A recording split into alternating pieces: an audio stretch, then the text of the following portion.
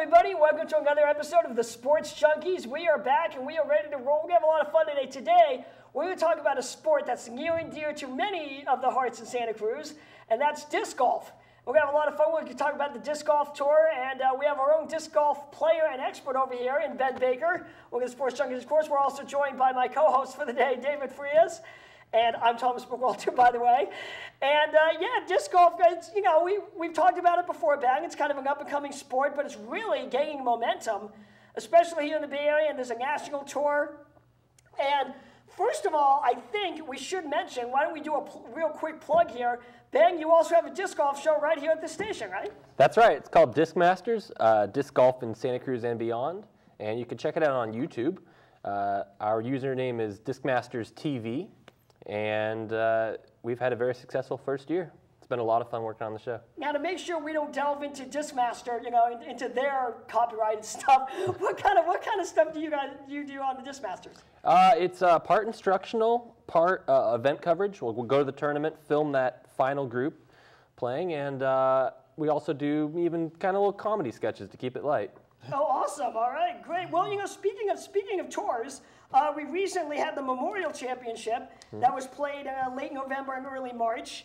I'm sorry, late February and early March in Scottsdale, Arizona. Ben, why don't you tell us a little about who won that tour, a little bit about what happened at the Memorial Championship. Well, Paul Macbeth from Huntington Beach, California, he defended his championship last year by winning again this year. You know, maintained composure under extreme wind conditions with lots of water hazards. And played very well. Paul Macbeth, one of the really big stars in the game right now at only, I don't know, early 20s years old. He's young, but he's good. Now, you mentioned he's from Huntington Beach. He's won 2 national tour events. But, Dave, this is something interesting. Did you know he gave up a college baseball scholarship to play disc golf? I was looking at my research for these Frisbee golf players, and I noticed that as well. I mean, he must really have a passion for the sport. Now, we should say it is. If you haven't tried it, it is a fun sport to try. Dave, I'm sure you remember Dave and I played with Ben about a month ago at a course in Golden Gate Park in San Francisco, and it's challenging, but it's fun. And I should say right now that between the 3 of us, Ben was definitely the best. Dave was second. I completely stunk. I had no business being out there, but it was still fun to try. You don't have to be too hard, Tom, because it was our first time really being out there in the field. So it was just like, you know, just learning our lessons, and you know, who knows, maybe we'll catch up to Ben sooner, or maybe not. Well, later, maybe later, closer than sooner, but yeah, you never know exactly. But you know, we got another one. Speaking of tournaments, Ben, you got another tournament coming up. And that is the Steady Ed Memorial Cup, which is going to be here in Santa Cruz. It's a Steady Ed Masters Cup. Steady Ed Masters Cup, thank you. And that's why he's the expert, folks. The Steady Ed Masters Cup, that's going to be in Santa Cruz in May, right? Yep. So now, is that always in Santa Cruz? Do you have a brief history of that? Or? Sure. It's been going on for, you know, I'm not even really the expert in terms of local disc golf knowledge.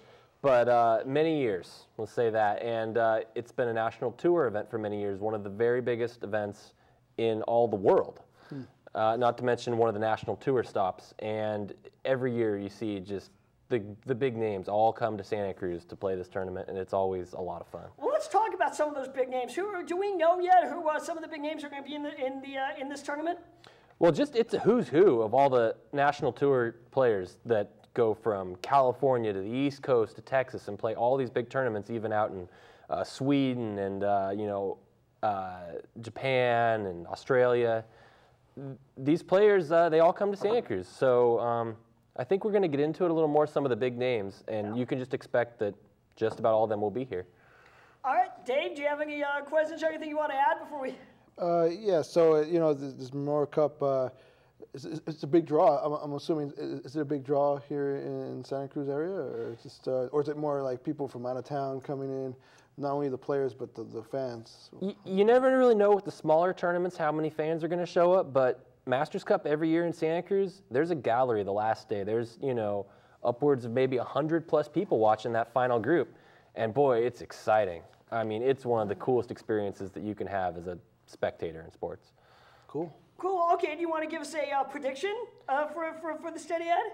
I will. I mean, Obviously, it's hard to do. There's a lot of players that are really close up there at the top. I'm going to take Nate Doss. He's the local. He's been playing this course longer and probably more rounds than anybody else on tour. He's from Capitola. Right, Capitola, just on the east side of Santa Cruz, and I would have to pit him as the favorite just because it's his local course, but it could really be anybody. Well, and he won it last year in Santa Cruz, right? He won in 2011. He's a three-time world champ. He won the World Champs in Santa Cruz last year. Okay. The Masters Cup was relegated to an A-tier tournament last year, which is a notch below the National Tour, just because Santa Cruz was already hosting the World Championships and there was a lot to do there. Right. So now this year it's back to being a National Tour event, and no, Nate didn't win it last year. Last year, I believe, was Josh Anton out of the Sacramento area. Okay. But you can bet that, yeah, Nate's going to be in contention, and quite likely Anton as well. Yeah, and the thing about Anton, I mean, like you said, he's yet to win. He hasn't won a world title yet. But he's been second 3 years in a row. Right. So he's building. Mm-hmm. Yeah, this could be the year. Go ahead, Dave. What are you going to say? I was just saying that in any sport, when you're close but not able to get first place, eventually you're gonna crack and win first place. But maybe this year will be the year for him. I certainly think that this could be the year that Josh Anton gets his first world championship. Now, let me ask you, Ben. When we've got one of these tournaments coming up, what do you as a fan, or if I know you play in the amateur tournaments, but for the pro ones, what do you look forward to most as a fan when you're gonna watch disc golf? Oh, just the kind of shots that are like superhuman to someone who's playing every day with your locals and even the local pros. Sometimes these guys are just a notch above the best players you've ever seen, and they get to play the holes that you play all the time, and that's really cool. Yeah. So it's kind of like the opposite of when you're a fan and you get to step on a Major League Baseball field. That's like, wow, these guys played my hole. I'm sitting on the same field as Barry Bonds once stood on. That kind of thing, right? So yeah. That's kind of cool. All right, well, so Nathan Doss, we mentioned he did win in 05, 07, and 2011 is when he won his World Championship. And he's only in his mid-20s. That's right. I can't imagine there's been too many players that even have 3 World Championships, much less have achieved it at such a young age. Nate's really an incredible player, and it's going to be fun watching him for years to come. Okay, so Ben picks Nathan Doss. Dave, you want to even try to make a prediction here, or what do you think? Yeah, well, unfortunately, I haven't watched any Frisbee golf tournaments lately, so it'd be kind of odd to just only make a prediction. But who else? Like I said, you mentioned Nate Doss.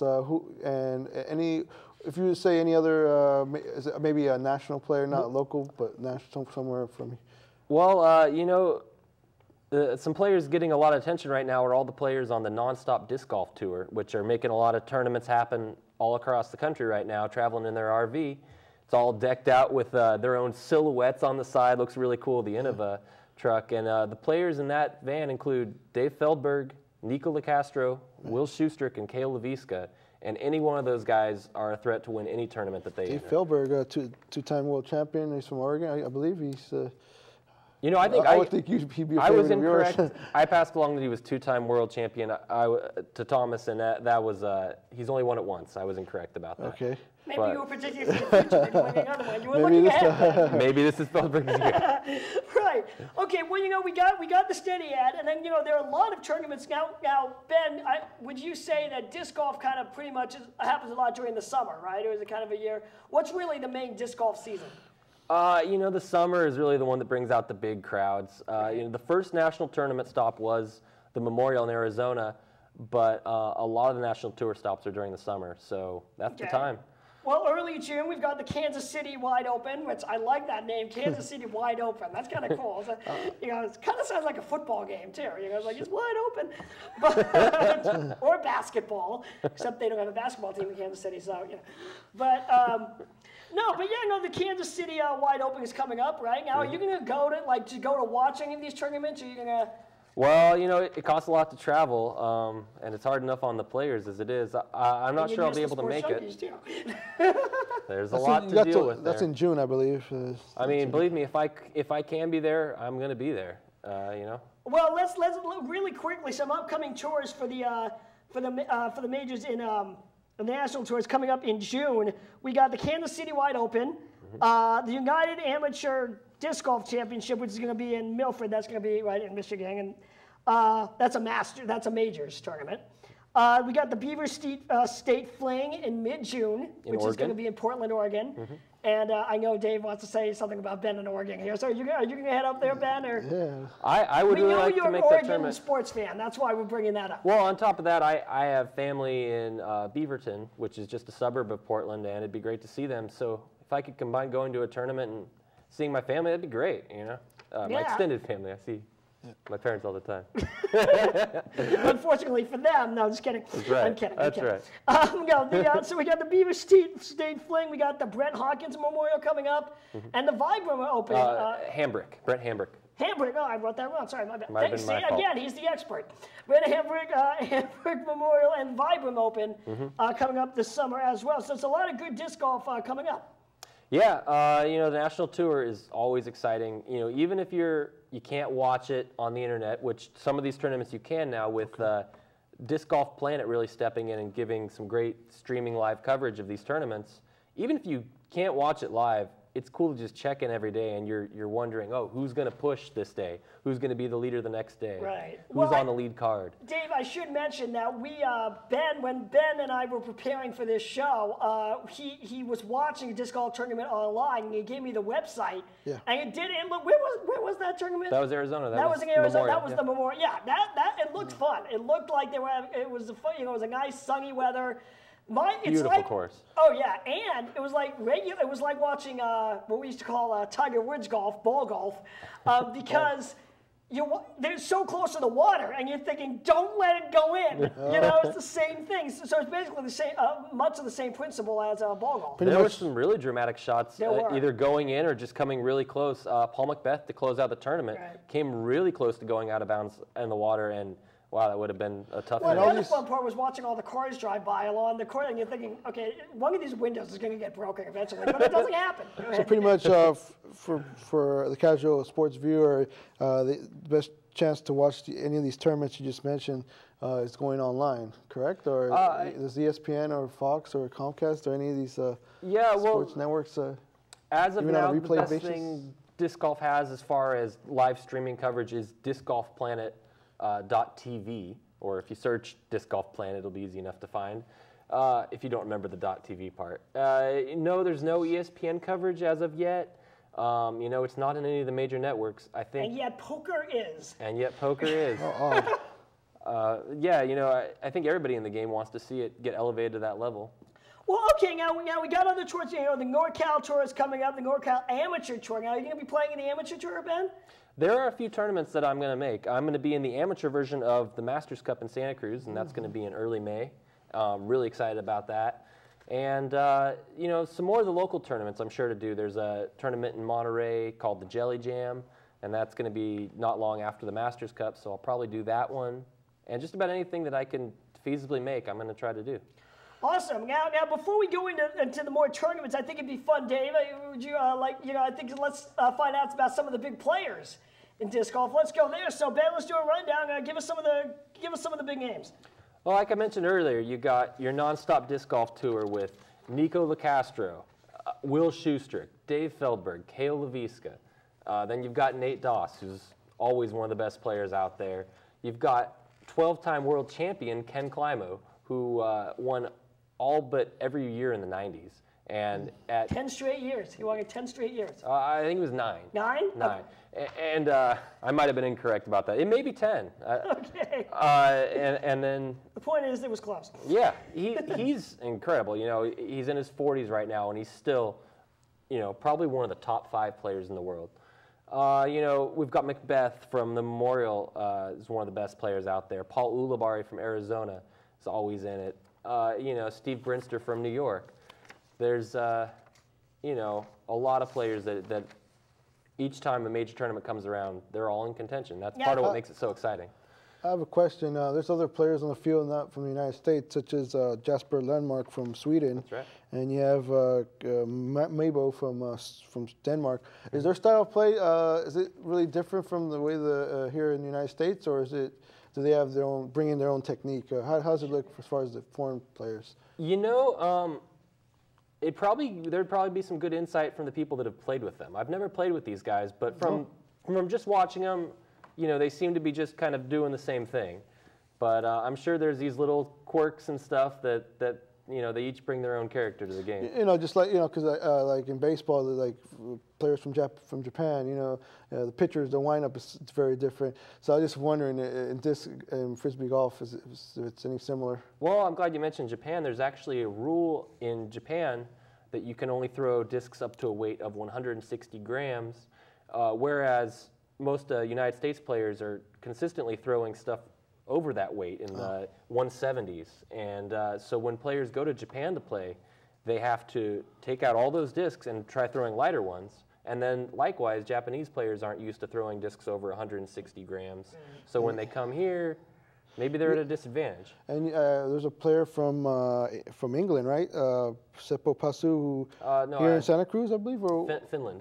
He was from Finland, okay. Yeah, and he did something here locally? He sure did, yeah. There's a great video out there on the internet from last year's World Championships where in between rounds, we had a little contest out here on the Santa Cruz Wharf to see which player could hit a hole-in-one from the wharf onto the main beach. Oh, wow. How about that? And it was, I think, set up over 300 feet, maybe somewhere between 3 and 350, and each player got 3 tries. I think there were 10 to 12 contestants, something like that, and Seppo Paju, this great player from Finland who's only 16 years old, did it on his second try. And the place went nuts. It was a lot of fun.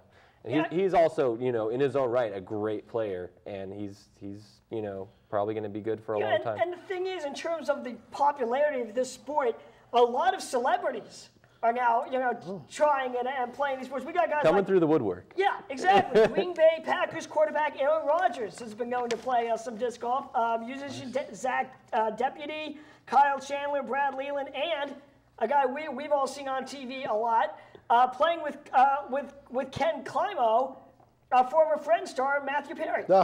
Bing! Yeah, bing! There you go, Chandler from Friends, exactly. Yeah, so that's pretty exciting. I was really excited to hear about Aaron Rodgers. I've always kind of liked him as an athlete, and to hear that he was down with disc golf is pretty cool.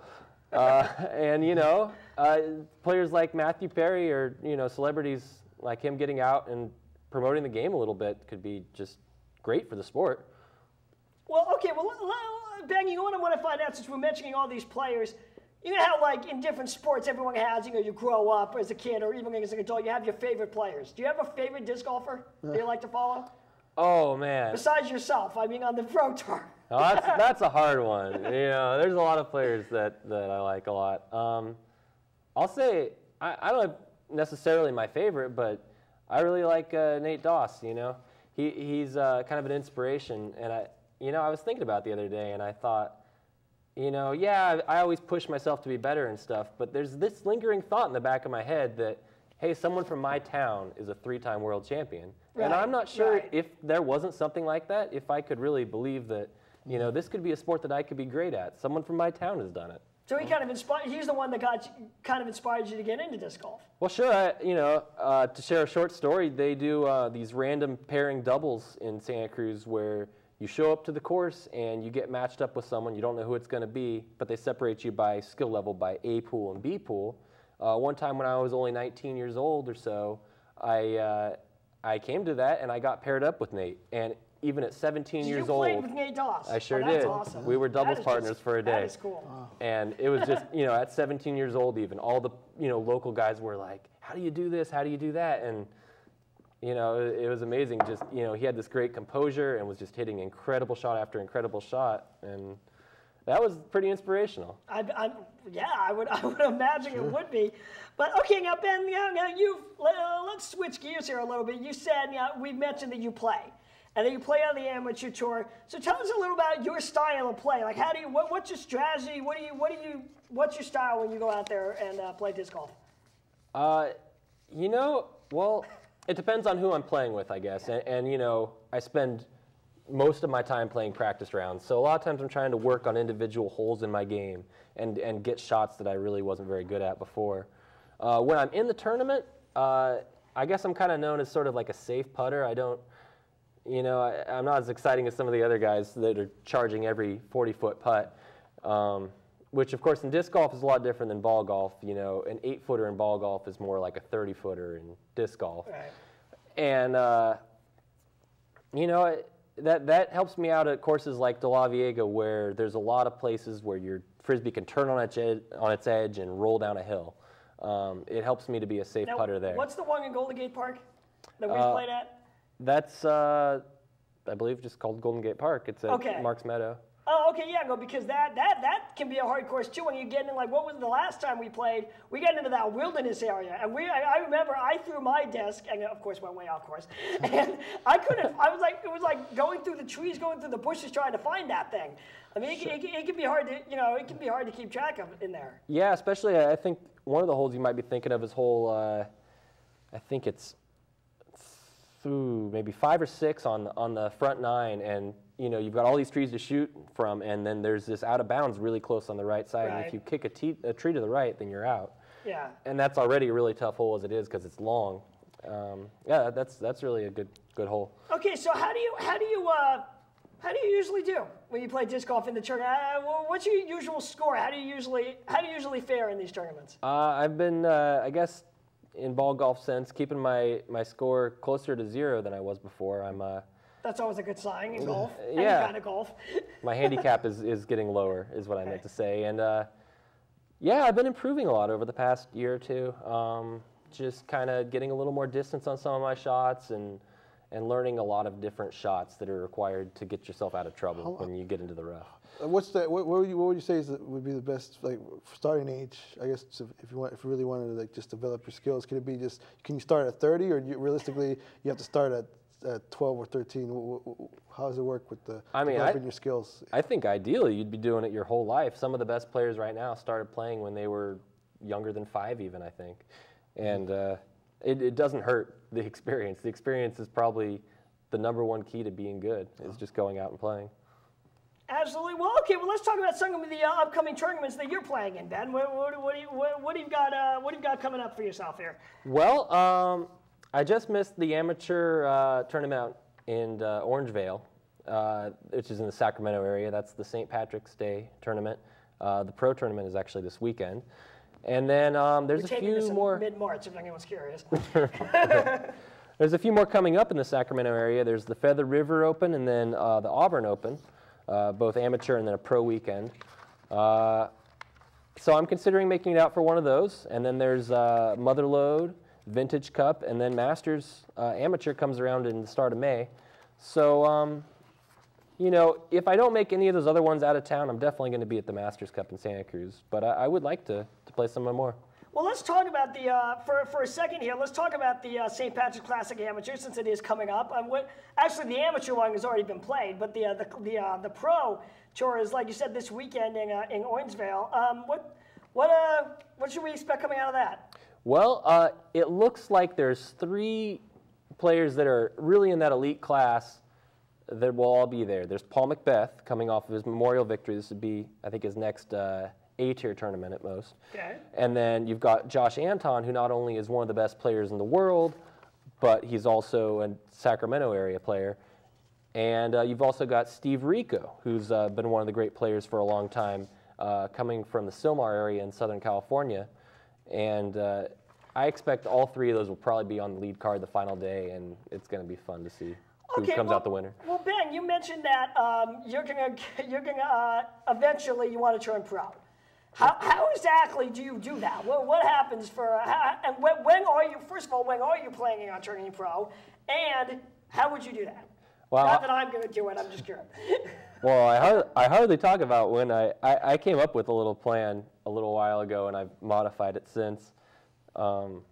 I didn't think I'd be talking about it on a TV show, but caught you off guard, huh? It's pretty cool. Yeah, I mean, hopefully it won't come to burn me, but I would like to turn pro before I turn 30, and then I even set myself a goal to do it before the end of this calendar year. Now that's pretty lofty because I'm still an AM2 player, which means I'm second-tier amateur. I still have yet to work my way into the first tier, but I'm close. And if I can play really strong in the first level of amateur, assuming I make it there, throughout the rest of this year, then I might be ready by the end of the calendar year. And we'll see. Can you imagine, Dave? Like around this time next year, we come in here, we do some football, we do baseball preview, that kind of thing. Then all of a sudden, we got the pro disc golf player joining us. Yeah. That'd be fun.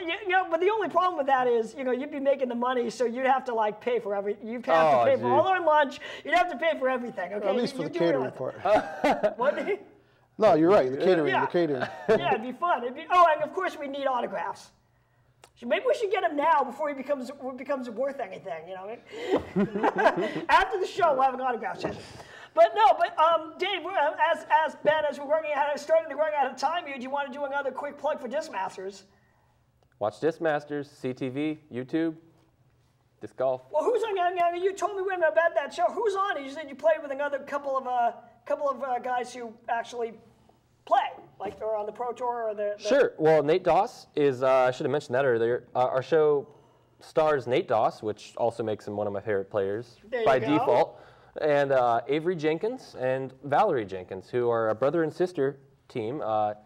Avery's won the World Championship just 3 years ago in 2009, and Valerie has won it 2 or 3 times. That escapes my memory right now. But she's one of the very best women's players, and they're brother and sister, and Valerie is also Nate's girlfriend. And they've been, all touring together for years, and they all get along really well somehow. That helps. Yeah. That's good. That's great. Okay, well, see, and that's the kind of thing. It's also that, Dave, that, as we go into the summer months, once you hit July, baseball's really the only pro sport going on. That anyone really, basketball's done, hockey's done, football hasn't hit training camp yet. Baseball's all that's going on. Here's an alternative. Oh, yeah? It's kind of fun, Definitely worth learning. The way I got started, my dad and I were going to go to the golf driving range, and the disc golf course is just past it. The driving range happened to be closed that day, and I said, Dad, I played this with my friends a few times. It's pretty fun. You want to give it a try? And, he did, and now my dad plays almost more than I do. He loves it too, and he's in his 50s. We got to set up a tournament, right, Dave? We'll play Ben and his dad. One of us will be on Ben's team. One of us will be on his dad's. It should be fun. Hey, we got to wrap it up. But Ben, thank you for introducing us more to the world of disc golf. Thank you for having having me. Fun sport. A lot of love for it in Santa Cruz, so that's great. And we are the Sports Junkies. Thomas, Ben, and Dave, for our colleague Alex and everyone and our whole crew. Thanks for watching. See you again soon.